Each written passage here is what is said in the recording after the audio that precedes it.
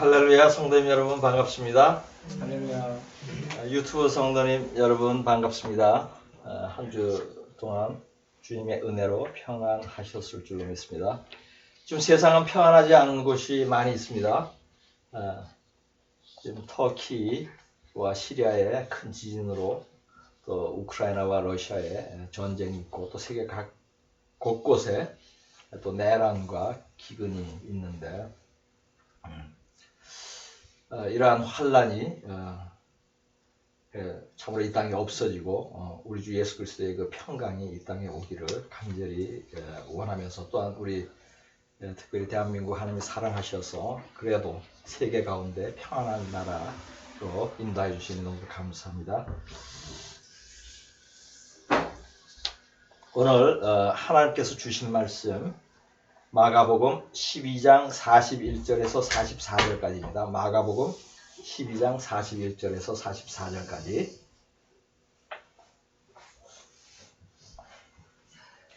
예수께서 헌금함을 대하여 앉으사 무리가 어떻게 헌금함에 돈 넣는가를 보실새 여러 부자는 많이 넣는데 한 가난한 과부는 와서 두 렙돈 곧 한 고드란트를 넣는지라.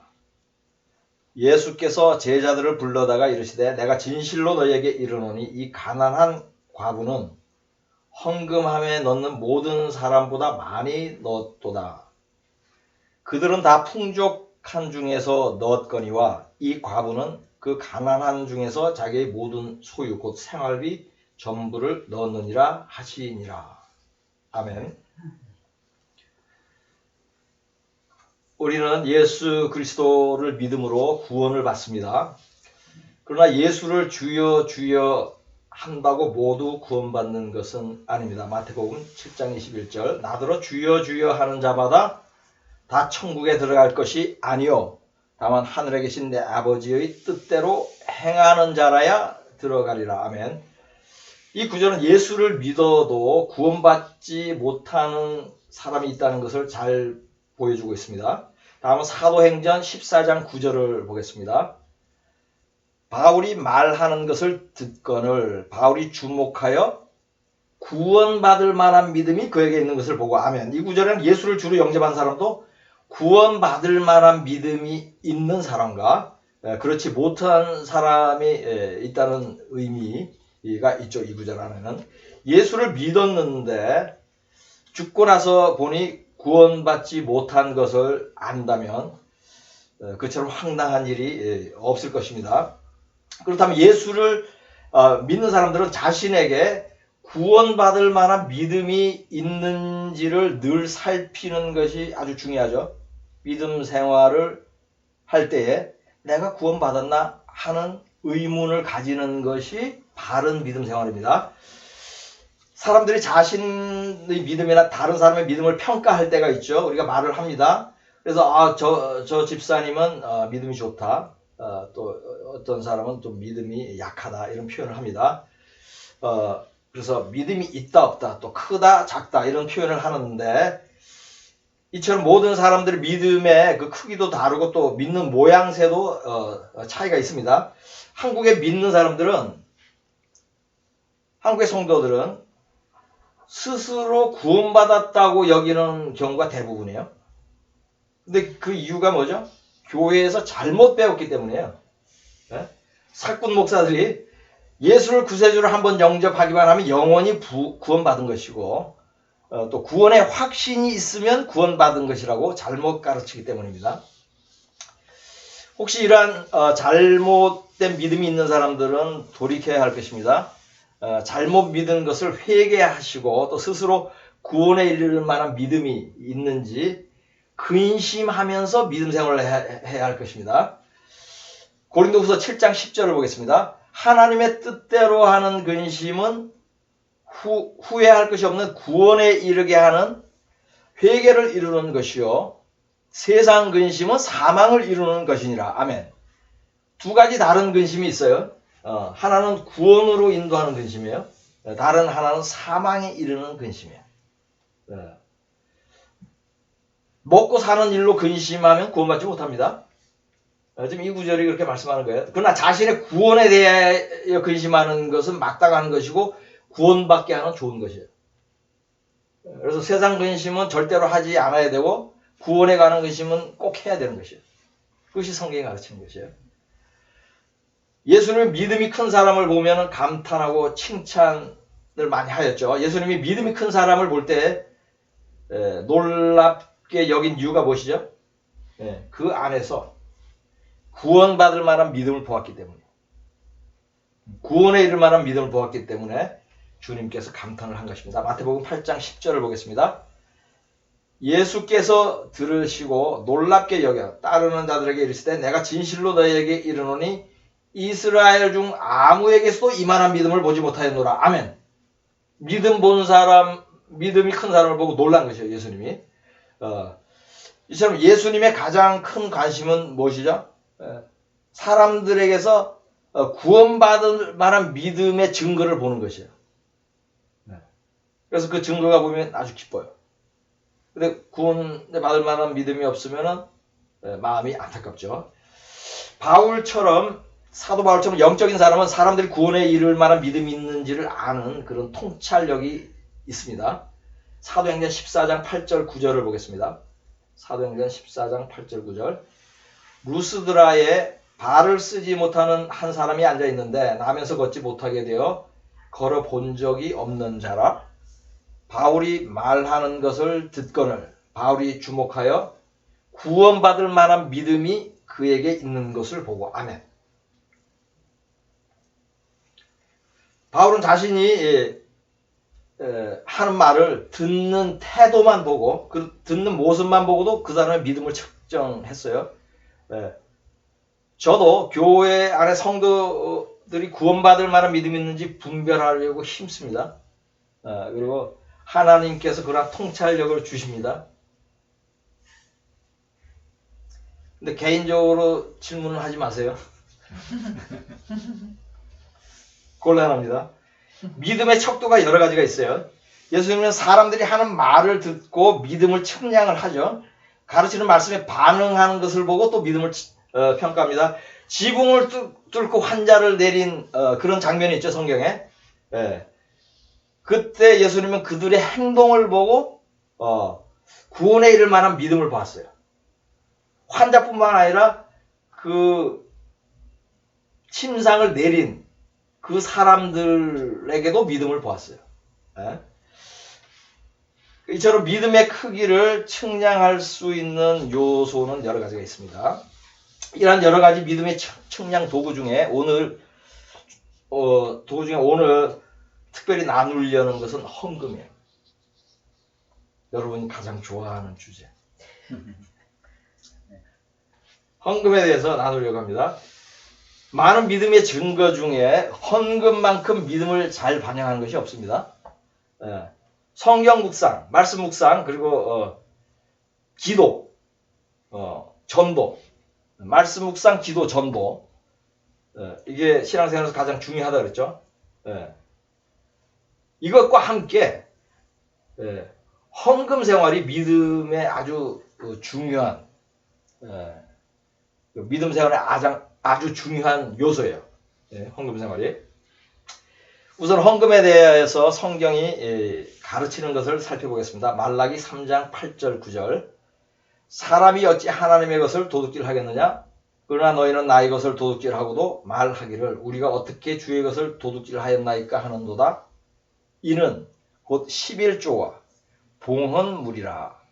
너희 곧 온 나라가 나의 것을 도둑질하였으므로 너희가 저주를 받았느니라. 아멘. 이 구절은 두 가지를 말씀합니다. 하나는 헌금을 11조와 봉헌물로 구분한 것이에요. 이것은 수입의 10분의 1 외에 따로 또 헌금을 하라는 것이죠. 또 다른 하나는 11조와 헌금을 하지 않으면 무엇을 받는다? 크게 얘기해요. 저주를 받는다는 것이에요. 저주 받는다는 표현을 제가 웃으면서 하고 있죠. 왜?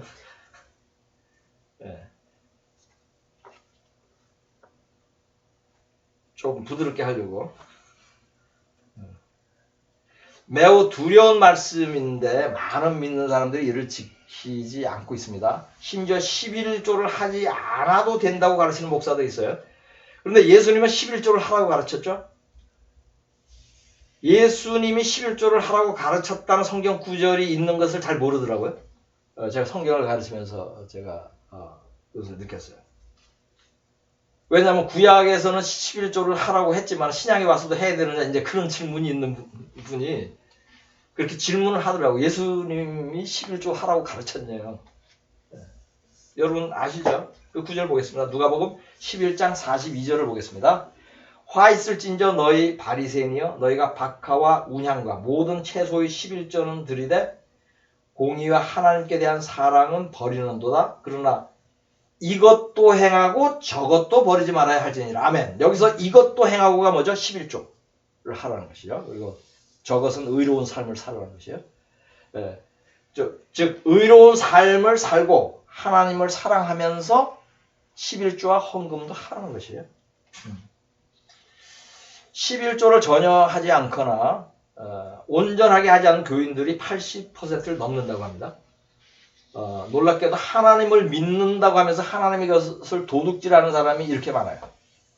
네. 이런 사람은 다른 모든 믿음 생활이 온전하여도 이것 하나에 걸려서 탈락입니다. 천국 입국이 거절돼요. 11조에 대해서 세 가지 더 말씀드립니다. 첫째는 11조의 기준 금액에 가는 것이에요. 월급을 받는 사람은 세금 공제 전 총 수입 있죠? 그것의 10분의 1을 하면 됩니다. 사업을 하는 사람들은 이익금의 10%, 그러다 따로 월급이 책정되어 있으면 월급의 11조도 하고, 매출액의 11조를 하는 것은 아닙니다. 하지 않아도 됩니다. 그렇게 하는 분도 있는데, 뭐 그것은 믿음에 따라서 할 수 있는데, 성경이 가르치는 그 11조는 이익금의 10분의 1, 또 월급의 10분의 1을 하면 됩니다. 두 번째, 집이나 재산을 팔아서 현금화하는 경우가 있죠. 이 경우에도 집이나 재산을 팔아서 얻은 이익의 11조를 하면 됩니다. 이익에 전체 금액의 11조를 하지 않아도 됩니다. 세 번째, 과거에 11조를 하지 않은 경우에 대해서 나누겠습니다. 제가 뭐 이런 설교를 한 적이 있는데 전에도 하여튼 예수를 믿지 않아서 11조를 하지 않은 분도 있고 예수를 믿으면서도 안 한 분도 있겠지만은 그거 다 정산해서 하나님께 바쳐야 됩니다. 아멘 해보세요. 네. 아니 우리 사람한테 빌린 돈, 은행에 빌린 돈도 끝까지 갚아야 되죠. 끝까지 쫓아옵니다. 네. 네. 하물며 하나님의 것은 더욱 끝까지 잘 갚아야 되지 않겠습니까? 이제 갚을 돈이 없다고 여기는 분들이 있어요. 예, 그런 분들은 하나님 마음의 중심을 보십니다. 그러니까 기도하면서 제가 전에 도둑질한 그 11조를 갚아야겠습니다. 길을 열어주십시오. 그러면 하나님이 길을 열어주실 것 같아요? 안 열어주실 것 같아요? 열어주셔요. 네, 사람마다 다 틀릴 겁니다. 어떤 사람은 집이나 재물을 팔아서 갚아라 이렇게 얘기할 수도 있어요.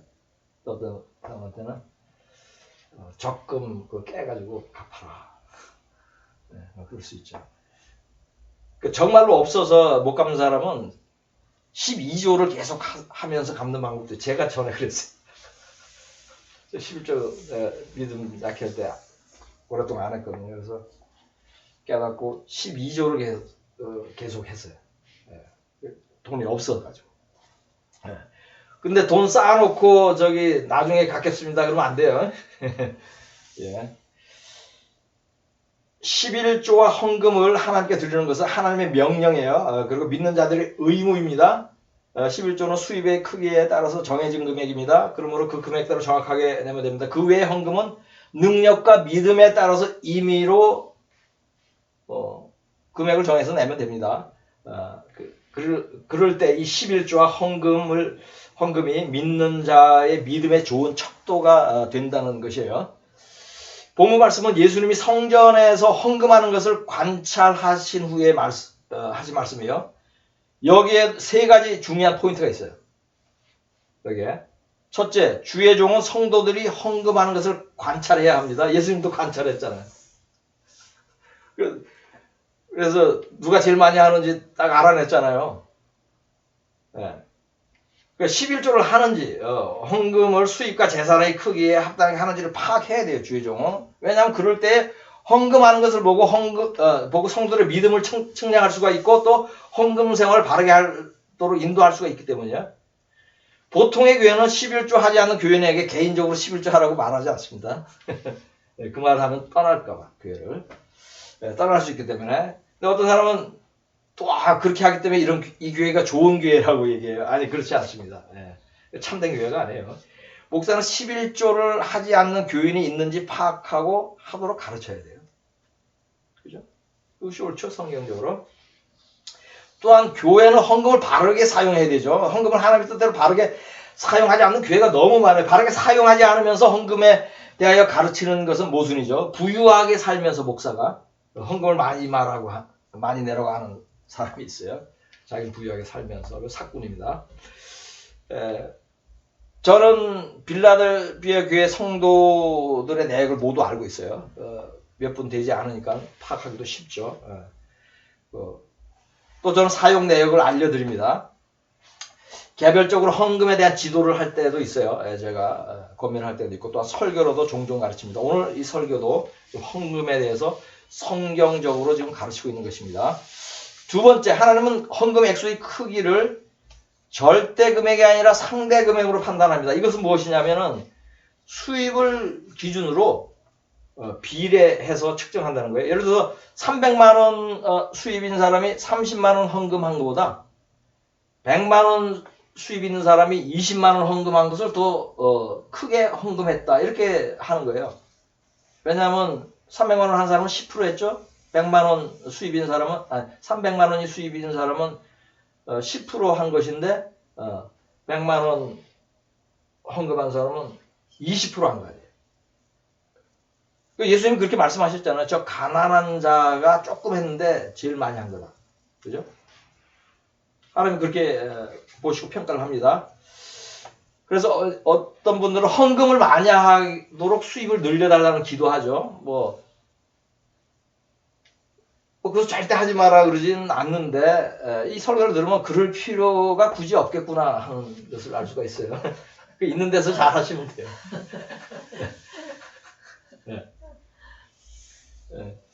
그 좋은 건데 거기에는 뭐야? 내가 좀 수입이 많아가지고 나도 좀 잘 살고 헌금도 더 많이 내. 그런 의미가 있는데 굳이 그런 기도 안 해도 된다는 의미입니다. 능력 닿는 안에서 인색하지 않게 하면 족합니다. 하나님은 수입의 크기를 감안해서 헌금 크기를 측정한다 그랬죠. 또한 마음의 중심을 보십니다. 마음의 중심을. 내가 하나님께 조금이라도 더 바쳐야지. 내가 없지만. 그 중심은 속일 수가 없어요. 하나님은 사람은 속일 수 있어도. 그러므로 수입이 적어서 헌금을 적게 하는 것은 하나님 앞에 전혀 부끄러운 것이 아니에요. 세 번째, 생활비까지도 모두 헌금할 수 있습니다. 과부가 그렇게 했죠. 그런데 칭찬받았죠. 이 말씀은 헌금을 하고 굶으라는 뜻이 아니죠. 생활비까지 모두 털어서 헌금을 했다면 어떻게 하겠어요? 하나님께서 다시 생활비를 채워주신다는 의미예요. 성경에 그 예가 있죠. 열왕기상 17장 11절에서 16절까지를 보겠습니다. 열왕기상 17장 11절에서 16절. 그가 가지러 갈 때 엘리야가 그를 불러 이르되 청하건대 내 손에 떡 한 조각을 내게 가져오라. 그가 이르되 당신의 하나님 여호와께서 살아계심을 두고 맹세하노니 나는 떡이 없고 다만 통에 가루 한 움큼과 병에 기름 조금뿐이라. 내가 나뭇가지 둘을 주어다가 나와 내 아들을 위하여 음식을 만들어 먹고 그 후에는 죽으리라. 엘리야가 그에게 이르되 두려워하지 말고 가서 내 말대로 하려니와 먼저 그것으로 나를 위하여 작은 떡 한 개를 만들어 내게로 가져오고 그 후에 너와 네 아들을 위하여 만들라. 이스라엘의 하나님 여호와의 말씀이 나 여호와가 비를 지면에 내리는 날까지 그 통에 가루가 떨어지지 아니하고 그 병에 기름이 없어지지 아니하리라 하셨느니라. 그가 가서 엘리야의 말대로 하였더니 그와 엘리야와 그의 식구가 여러 날 먹었으나 여호와께서 엘리야를 통하여 하신 말씀같이 통에 가루가 떨어지지 아니하고 병에 기름이 없어지지 아니하니라. 아멘. 이 모두를 헌금한 사람이 구약 시대에도 있죠. 아까 예수님이 본 그 과부 말고도 사르밧의 과부예요. 사르밧의 시돈의 사르밧에 사는 과부. 또 어떤 성경에는 사렙다 과부라고도 얘기하죠. 사르밧의 과부는 굶어 죽더라도 하나님의 선지자에게 남은 음식을 드렸습니다. 그래서 하나님에게 바친 것이에요. 이렇게 한 것은 큰 믿음이었어요. 그리하였더니 하나님이 밀가루와 기름이 없어지지 않게 계속 공급해 준 것입니다. 우리 저저번 시간에 배운 것 있죠. 먼저 그의 나라와 그의 의를 구하였더니 이 모든 것을 다 해준 것이에요. 헌금에 대하여 지금 소개한 두 과부처럼 행할 수 있다면 그 사람은 이미 구원에 이를 만한 믿음이 있는 것입니다. 헌금과 관련하여 예수님의 칭찬을 받고 또 주의 종의 말에 순종한 사람 중에 구원받지 못할 자가 있겠습니까? 반대로 온전한 11조를 드리지 않고 헌금에 인색한 사람 중에 구원받을 자가 있을지는 의문입니다. 오래전에 저에게 성경을 배운 분이 있었습니다. 이분은 제가 책을 출판할 때 큰 액수의 헌금을 한 적도 있습니다. 이 집사님은 오랫동안 어떤 대형 교회에 다녔는데 얼마 전부터 저희 교회를 섬기기 시작했어요. 이분이 멀리 떨어진 이곳 빌라델피아 교회를 다시 섬기기로 작정한 동기가 크게 두 가지가 있었습니다. 첫째, 삶의 고난이 닥쳤고 삶에 큰 고난이 닥쳤다고 여겼기 때문에. 두 번째는 저희 교회가 바르게 가르치는 교회라고 믿었기 때문입니다. 이 두 가지 이유 때문에 다시 저희 교회로 돌아온 것이에요. 이분이 고난이라고 여기는 것은 크게 두 가지였는데 하나는 경제적인 어려움이고 하나는 영적인 쇠약함이었어요. 하나님께서 이 성도를 위하여서 말씀을 주셨어요. 그 말씀을 이제 제가 설교로도 하고 또 개인적으로 권면을 하고 또 우리 교제 가운데 우리 성도들께서도 성도님들도 이제 권면을 하고 그랬었는데 근데 이분이 이제 지금 2달이 지났는데 그런지 아직은 별로 순종은 하지 않고 있어요. 그렇지만 자기가 회개하고 돌이켜야 된다는 것은 깨닫고 있어요. 이것은 아주 좋은 것이죠. 근데 실행에 옮기기에는 어려운 것은 이제 믿음이 좀 작기 때문이죠. 근데 이분은 오히려 시간이 지나면서 제가 이렇게 보니까 돈 걱정을 더 심하게 해요. 근데 놀랍게도 이분은 그 성경적인 관점에서 볼 때 부유합니다. 매우 부유해요. 보통 사람도 걱정할 정도의 재산이 있어요. 저희 교회 성도 중에 제가 알기엔 가장 부유해요. 근데 이분이 이렇게 느끼는 이유는 재산이 줄었기 때문이에요.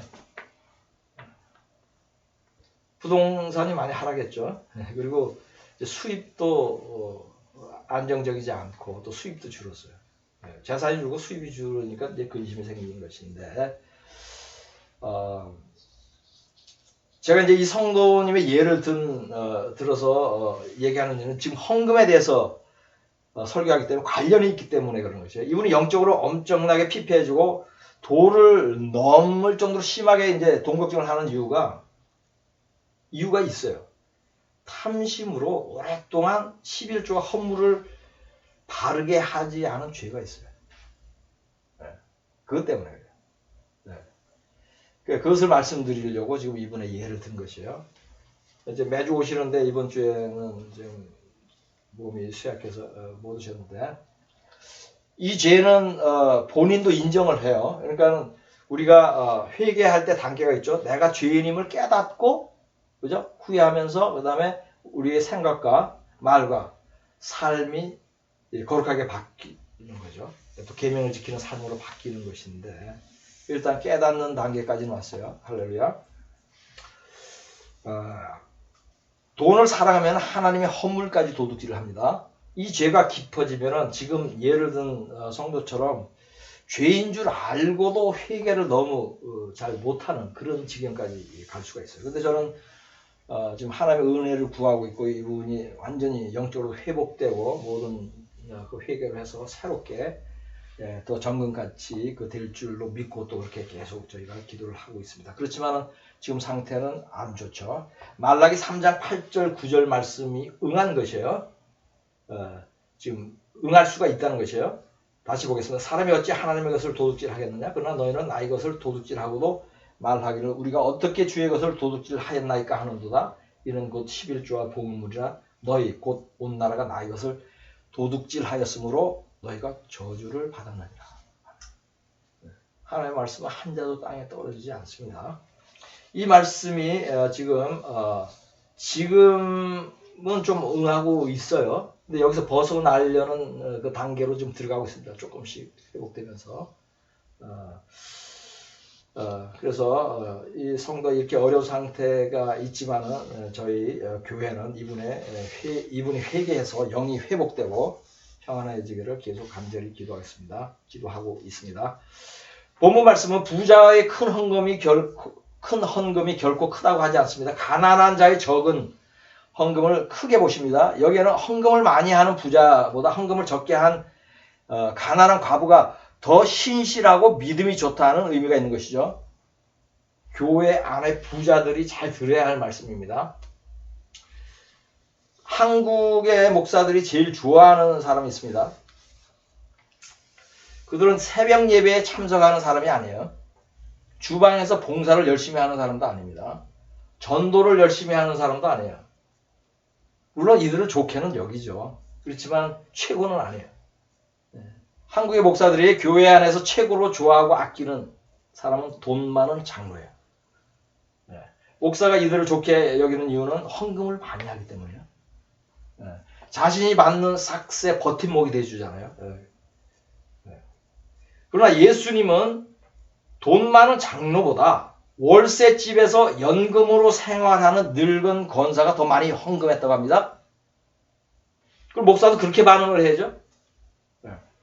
헌금에 대하여 예수님의 관점으로 보아야 하며 목사는 헌금에 대하여 예수님의 관점으로 보아야 하며 헌금에 대하여 바르게 가르쳐야 합니다.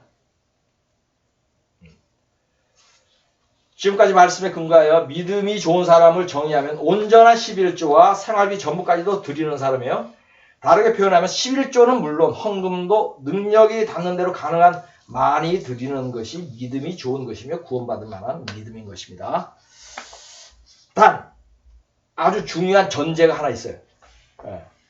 이 전제가 지켜지지 않으면 아무리 많은 11조와 헌금을 드려도 소용이 없습니다.